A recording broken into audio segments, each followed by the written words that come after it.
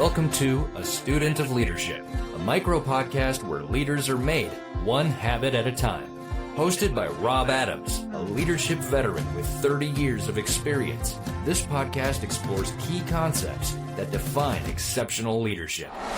Each episode delves into a powerful word or strategy, offering practical insights and real-world stories. Whether you're just starting out or an experienced executive, join Rob as he guides you in learning, growing, and leading with purpose.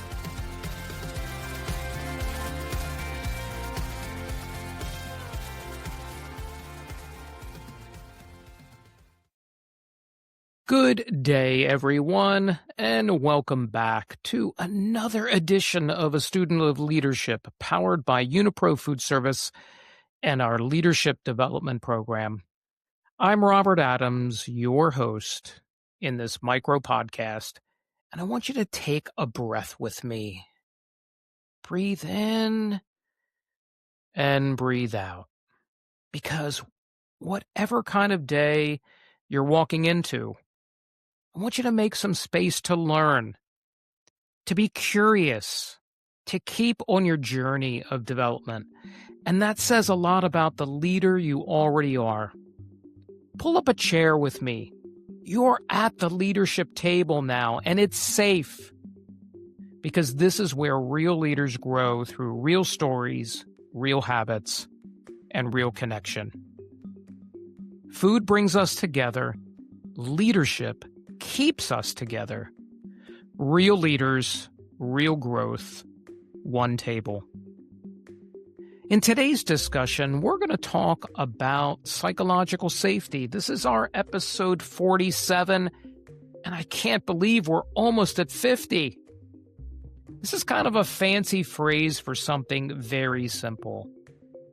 How small leadership behaviors can create big courage on teams. So I want you to ask yourself a question. Do people feel safe being honest with you? Unguarded. I mean really honest, transparent, fully transparent. Because here's the truth, everybody. Without safety, teams stay quiet. They go dormant. They shut down. Ideas disappear.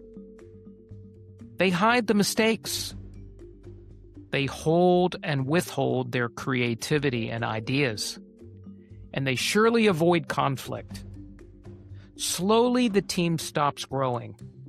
And because they can't, it's not because they can't. It's not. But it's because it feels risky to even give it a try. One verified story that shows this comes from Pixar Animation Studios. Say that 3 times. Pixar Animation Studios. Most people know Pixar for Toy Story and Finding Nemo, some amazing movies, but what's less talked about is the internal behavior that made all that creativity possible. Pixar implemented something they call brain trust meetings. They weren't brainstorming sessions. They were honest conversations where directors, editors, animators, people at every level of the organization could point out what wasn't working in a film without fear or repercussions.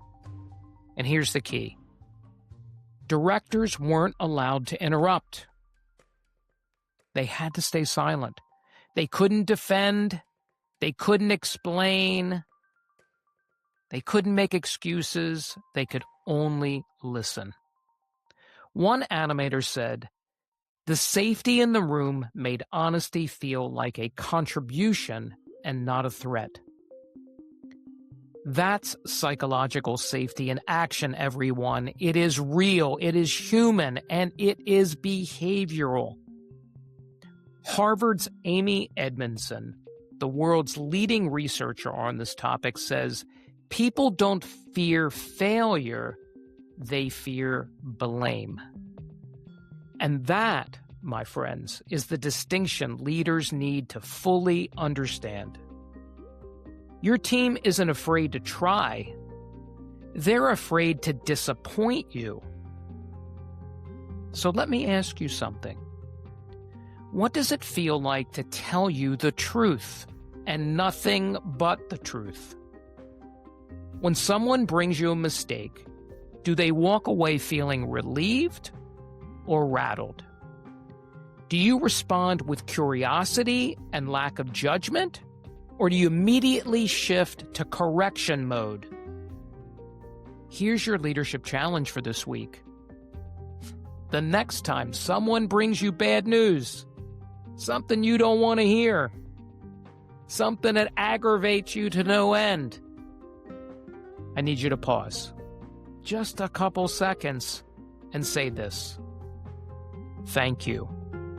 Thank you. Thank you for telling me. Not sarcastically, not defensively, just with sincere gratitude and thankfulness. That tiny sentence rewires how your team experiences honesty with you. Now, if someone today, right now, comes to your mind as you're listening to this podcast around psychological safety, maybe it's a colleague, maybe a friend, maybe another leader who always shows courage, I want you to share this episode with them and invite them to the leadership table, because that's how real leadership spreads.